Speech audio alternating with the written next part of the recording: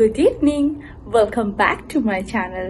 আর আজকে হচ্ছে বৃহস্পতিবার সন্ধ্যে এখন 6:15-20 মতো হয়েছে। আর আমি চায়ের কাপ নিয়ে বসে পড়েছি। 6:15-20 মানেই হচ্ছে আমার চা খাওয়ার টাইম। আর একটু আগে আমি সমস্ত এডিটিংয়ের কাজকর্ম কমপ্লিট করে ফেলেছি। আর আজকে যখন আমি এডিটিংয়ের কাজ করছিলাম, অ্যাকচুয়ালি আমার ল্যাপটপের স্ক্রিনে না টুইটির একটা ছোটবেলার ছবি লাগানো আছে। সেই ছবিটা দেখে আমি প্রান্তিককে বলছি, কত ছোটবেলাকার ছবির মানে আমার কথা মনে পড়ে যাচ্ছে। টুইটি যখন একদম ছোট ছিল তখন কি করতো না করতো, টুইটিকেও আমি গল্প বলছিলাম। তো ভাবলাম টুইটির ছোটবেলাটা কেমন কেটেছে এবং টুইটি একদম ছোট বয়সে কেমন ছিল, চলো আজকে তোমাদের সাথে আমি শেয়ার করি।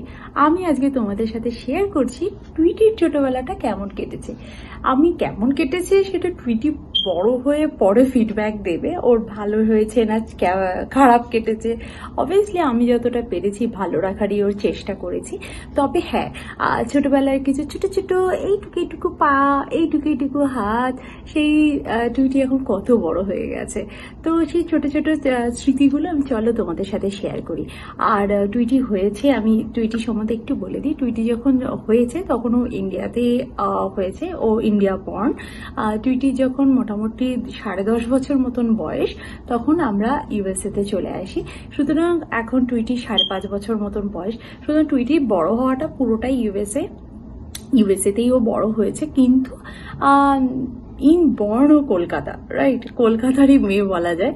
তো সেই জন্য ওর মধ্যে অনেক কিছু কলকাতা মানে ইন্ডিয়ার এটা ভালো, ইন্ডিয়ার ওইটা নেবো, ওই জিনিসটা করব, এই ব্যাপারটা ওর মধ্যে ভীষণ আছে।